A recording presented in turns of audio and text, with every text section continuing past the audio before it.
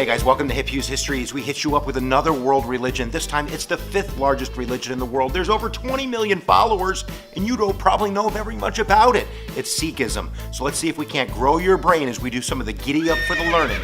And we get started right about now.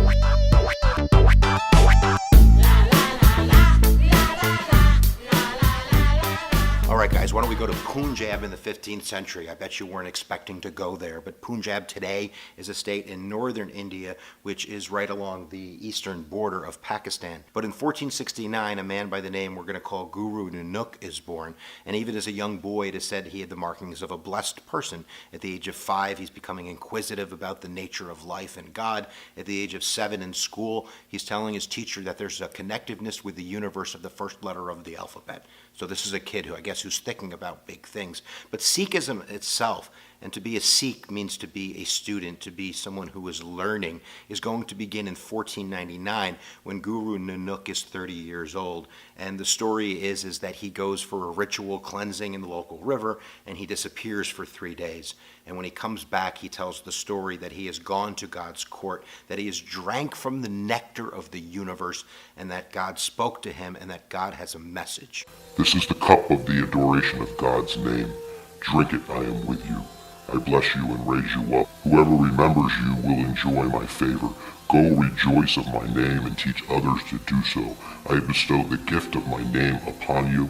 Let this be your calling, and the calling he takes up, and that is going to be to begin the religion of Sikhism. And the first thing he really said when he came back from this 3-day journey was, there is no Hindus, there is no Muslims, there's only God. And that really is going to be the central feature of Sikhism, that there is one God and that we are here not only to serve him, but to serve each other. And this is the beginning of Sikhism, where he's going to go and start spreading the word, and there's going to be a continuance of his teachings in 10 gurus complete. And it is the life and the words of these 10 gurus, and also the words of some Hindu saints and Muslim saints, that's going to make up what we're going to call the 11th living guru. And the 11th living guru is the Granth Sahib, and this is the Holy Scripture according to Sikhs. So now that we have the religion Guru Nanak has created and the 11th living guru, let's take a look at some of their basic beliefs and some of the practices that they do in the religion of Sikhism.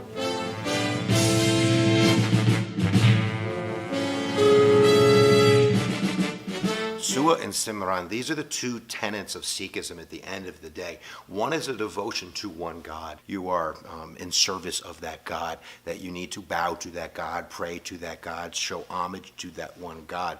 But then there is Sua, which is service to humans, to others. And that's a huge part of Sikhism, is that really at the end of the day, their religion isn't about converting people. They don't even believe in conversion.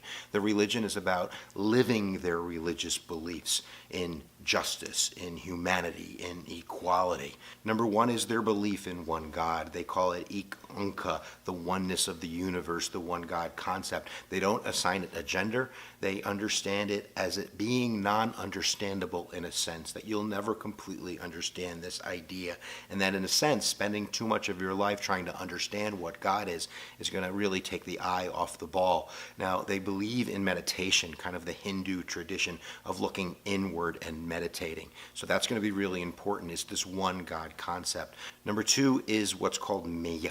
And Maya is the 5 thieves of worldly disillusionment, in a sense, the non-reality which takes our eye off the ball. They believe that ego, anger, greed, attachment, and lust is what divorces us from God, from the oneness of the universe, with harmony, with all of that good feeling stuff.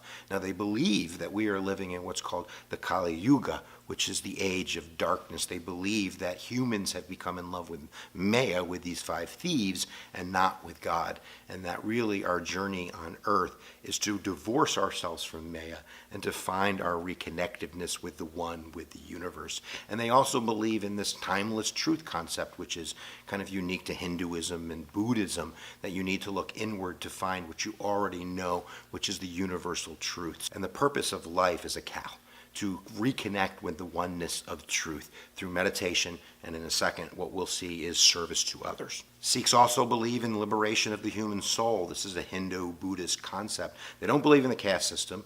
They don't believe there's heaven or there's hell. But they do believe that there's eventually a release from this life through a spiritual connectedness with that oneness. So they believe in reincarnation. They believe in karma. And they believe really our life's path is to avoid Maya and to serve humans. Now they also believe in what's called power and meditation. They don't believe just in the Hindu concept of meditation. That's looking inward. They also believe that the goal of man is not just to use his spiritual life, but to live his secular life as well. The deeds that you do on earth. And I might have mentioned this before, they don't believe in conversion. The purpose of their life isn't to convert other people to Sikhism, but rather to go out and to help other people and to find ways of equality and social justice. That is living, in a sense, their outward life that they're meditating on in their inward life. Now, they also believe that there is a connection between music and the oneness. So when people read the hymns from their holy scripture, they match it to classical Indian music, and it's said that this allows people that are meditating and listening to the words to find a more connectiveness in the universe to those words and a quicker path to spiritual realization. There's a huge emphasis in Sikhism on remembrance of the divine name, and they pray 2 hours a day in the morning and in the night, and they believe that the verbal repetition of the name of God or a sacred symbol is one way of getting closer to God and finding that truth that lies within us so we can lead more powerful lives on the outside, avoiding Maya and doing goodness in the world. And that's really the next thing I want to talk about. There's a huge emphasis in the Sikh community on service and action. They believe that service to others, and that's not just people of their own faith, but service to humanity, to everybody, is what kills ego. And then by doing this, whether it's distributing free food, they actually believe in 3 different types of service. There's Tan, Man, and Dan, which is physical service, mental service, and material service. But at the end of the day, Sikhs are optimistic, they're resilient, and they're all about helping other people to lead better lives and to have more social justice on earth as much as they can muster up in their lifetimes. And justice, that's the whole concept really of Sikhism in terms of their outward life, that justice trumps any type of subjective code, any moral code. So they'd be big fans of Gandhi, of Martin Luther King, of civil disobedience. And speaking of social justice, they really do believe in the equality of men and women. Women have led Sikh services since the very beginning. So in all eyes of society, they see men and women as equal. And they also believe that marriage is of the necessity. You must marry if you're a Sikh. And they believe that this isn't a forced marriage. We're not talking about child marriage. We're talking about adults creating family, because family is very important in Sikh culture. So marrying and having children and developing the sense of community is also really important. And speaking of family, all Sikhs name their children according to the living guru. They're supposed to open up their spiritual text to a random page upon the birth of their child, and the first letter in the top left-hand corner becomes the first letter of that child's name. And all boys are given the last name of Singh, and all girls are given the last name of Kaur. Singh is for lion, Kaur is for princess, but this is supposed to help Sikhs develop into a stronger sense of family and community. Now, the 10th guru, who is Guru Gobind Singh, created kind of a brotherhood or a fraternity for Sikhs with an initiation ceremony. This is called the Khalsa. And although not all Sikhs are required to be part of this, many of them carry on the traditions from that brotherhood. So there is a tradition of them having uncut hair and having beards, wearing turbans, having short pants, sometimes carrying swords, carrying combs. So this is sometimes how you'll see somebody who is a Sikh. And sometimes there's confusion because many people think Sikhs are Muslims because they're wearing turbans, but of course now we know they're not Muslims. There was actually a hate crime in Wisconsin in 2012 where Sikhs were murdered by a white supremacist. But at the end of the day, Sikhs are very much different from Hindus, very much different from Muslims, and at the end of the day, it's less of a religion and more of a way of life. So there you go, guys. We hope that you understand something about Sikhism. We certainly hope that you're a little bit smarter than when you pressed the button in the beginning of the video. So I'm going to say it because I say at the end of every lecture, guys, where attention goes, energy flows, and we'll see you guys next time that you press my buttons.